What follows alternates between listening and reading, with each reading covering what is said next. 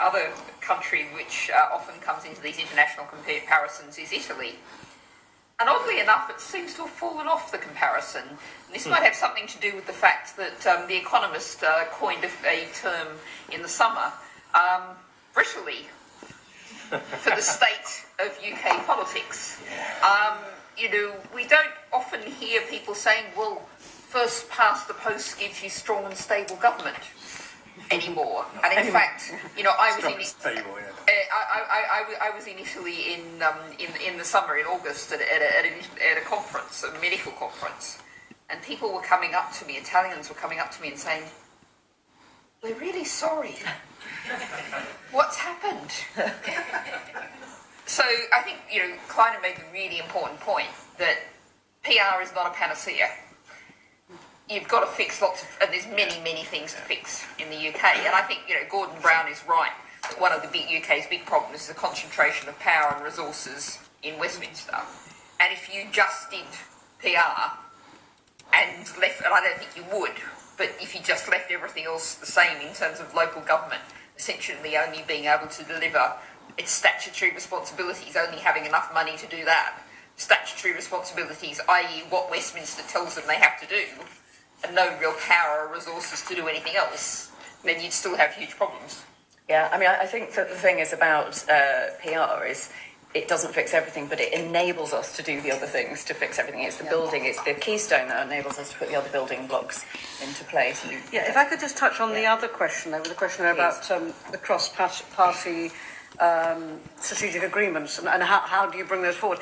And actually, again, if I could refer to Wales and the cooperation agreement between Plaid and Labour, what you actually have if you can see the dynamics here, take the names of the parties away.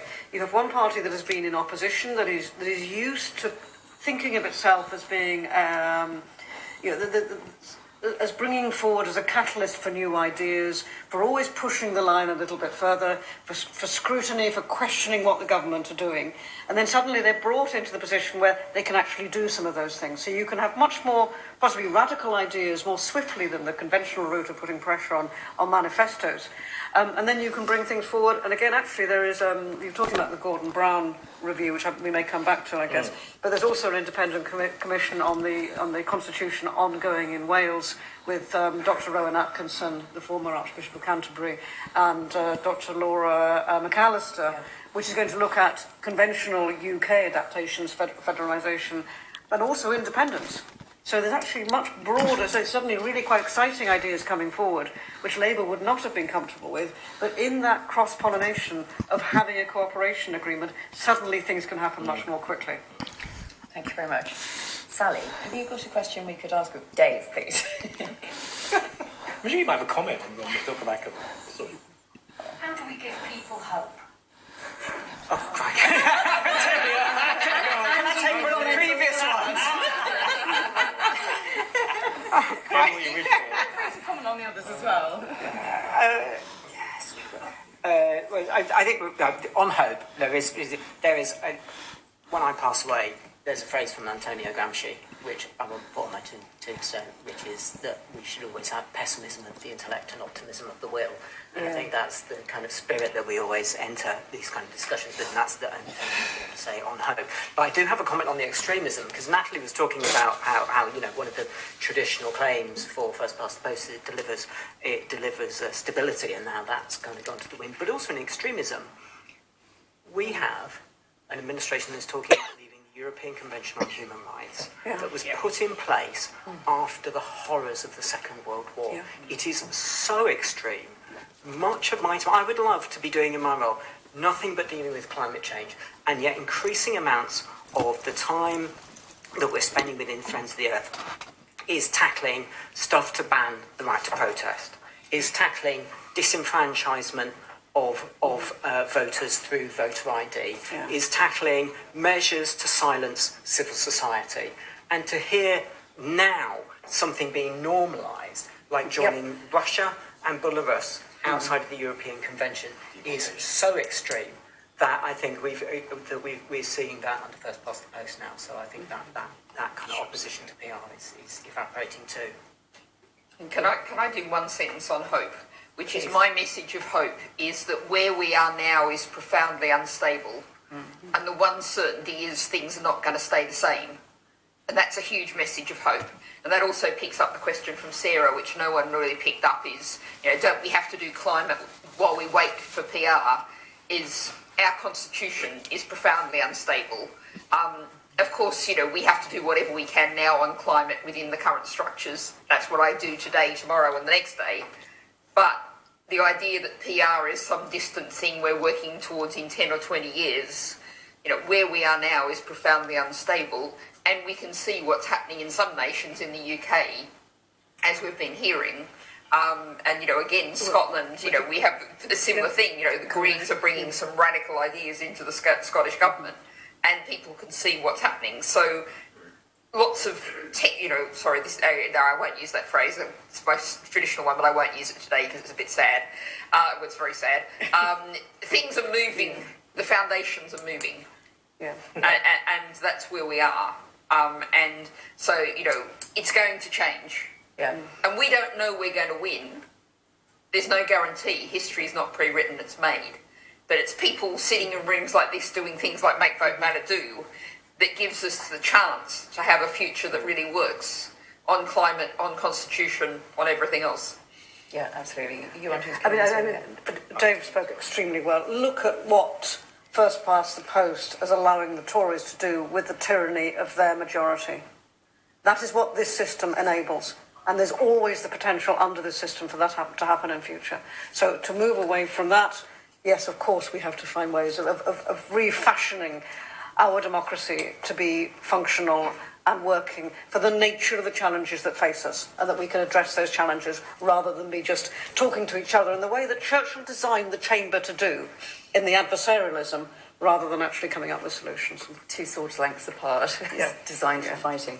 I'd just like myself to come in on a couple of these things. So often people raise Italy, Israel and Ireland when they say, oh, PR's problematic. But actually, if you look at the overall patterns, as many of you probably know, countries with proportional representation function so much better on so many different indices that these are kind of outliers in various ways. And so it's the three I's. And I've been kind of musing lately on the fact that it's I's and who's driving this narrative? Who is it that brings up Italy, Israel and Ireland? Who's pushing that into the public consciousness?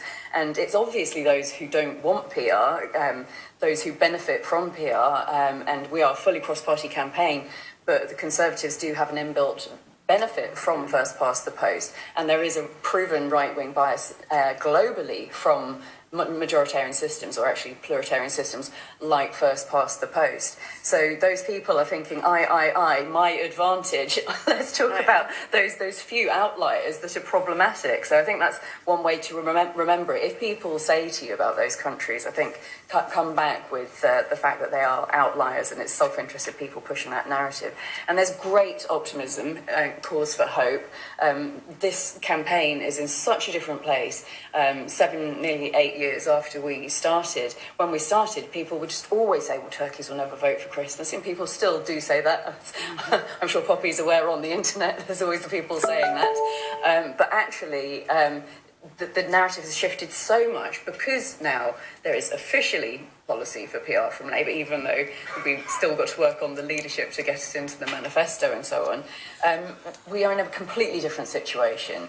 And so do take hope and do take action. I wonder if there are any other questions that people have got burning for the panellists. We've got a little bit longer before we wrap up. One from Tom. Anyone else? There's one up the top there as well. Great. So we'll have a couple final questions and then we'll have wrap-ups. Tom. Thanks, Clyde. Tom Brake from Unlock Democracy. My question is for Clive, and that is, Clive, if after the election Labour are the largest party but not the majority, and one or a number of parties go to them and say, it's PR if you want to deal with us, do you think the Labour Party response would be to agree to that or to call another election? So, thank you, Tom. I think that's one of the reasons why I have hope, because we're entering a kind of conjunction where there is one of the best opportunities we've had in this country for change, not just because the Labour Party has policy on it, but because of the complexity and inconsistencies of our political system. Even though Labour will potentially see a sizable percentage of its 20% lead in a general election outcome, it needs a swing of around about 13.5% for a majority of one. Tony Blair never did that, and Keir Starmer's a capable politician, but I'm not feeling that moment as we were in 95, 96, and I think especially after the disenfranchisement of voters, and on top of that, the boundary commission changes, it's going to become an even more uphill struggle. You talk to Tories and they're banking on both of those as benefiting them. So I think we're in a situation where Labour potentially being either the biggest party with no overall control or the second biggest party, but with the Tories with no friends in Parliament, anyone who will play with them, which means that Labour then by default, with the tacit support of the political parties, become the government. And that obviously means there's a lot of responsibility on particularly the Liberal Democrats to have a game plan in place where they can make a very good and convincing argument for the fact that Labour need to do this. And that won't just be through kind of backroom chats, that has to be through the exertion of political power as well. And so obviously, far be it from me to say the better they do at the general election, the better it will be for those negotiations. Obviously, I want Labour to win every single possible seat that it can. I must add that.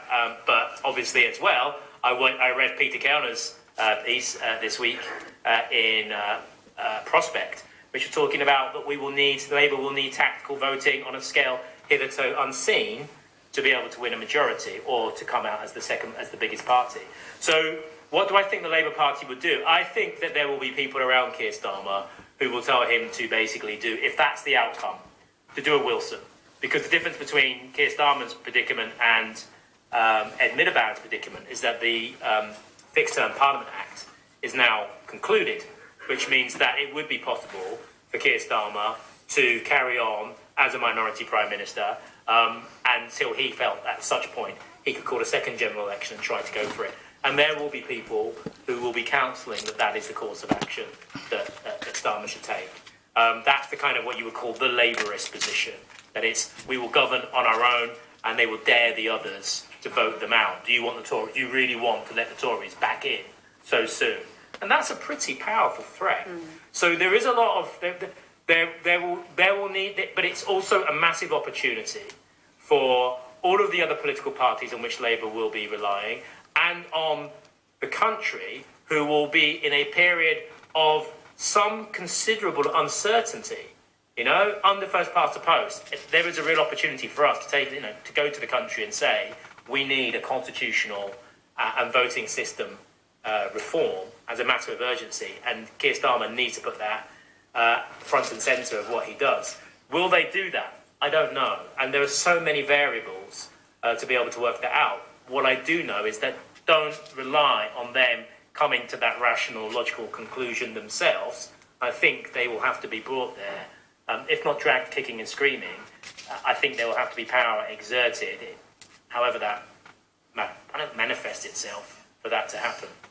That's my view. It's an honest view. I'm not attacking anyone. I'm just gaming the values and the direction of travel I've seen under Keir Starmer's leadership, and the kind of signs and portents that I see as that I think will potentially happen. I'm not sure if that answers your question, but I think there's a massive part for the other political parties in this country and the public to play in building the momentum for something to happen, because there's a real opportunity in the coming years for that to happen. Thank you. We've got another question at the top of the room. Thanks for the discussion. It's been really informative and insightful. I was just wondering what the main argument is for in the Labour Party for against proportional representation, kind of how they're kind of voicing it, kind of thing. So Dennis Skinner in 1988, Charter 88, the year of Charter 88, the last time that PR, apart from the last 2 years, the last time that PR came up at Labour Party conference, it was defeated.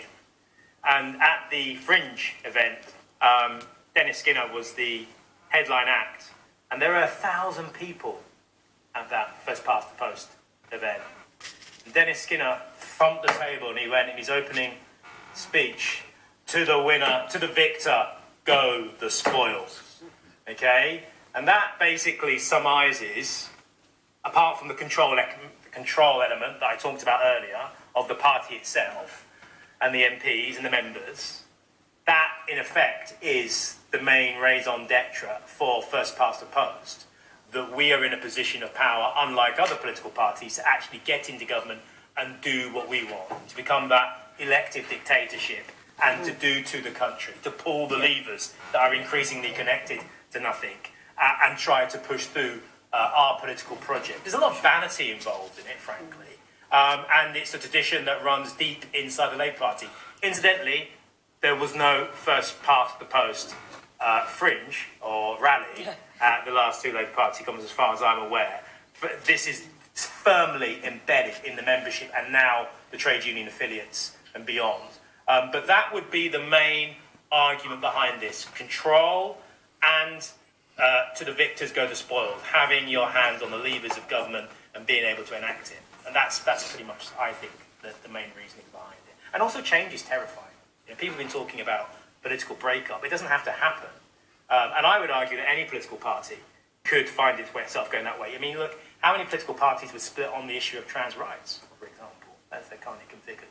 How many, there are so many variations and possibilities. And often when you get PR as a system of electoral system after a long period of first past the post, you often see there's a complete fragmentation, and then it begins to coalesce over time as things kind of bomb burst. That doesn't necessarily mean that'll happen. I think if political parties get the culture right, I think the Labour Party could quite happily stay as one unit.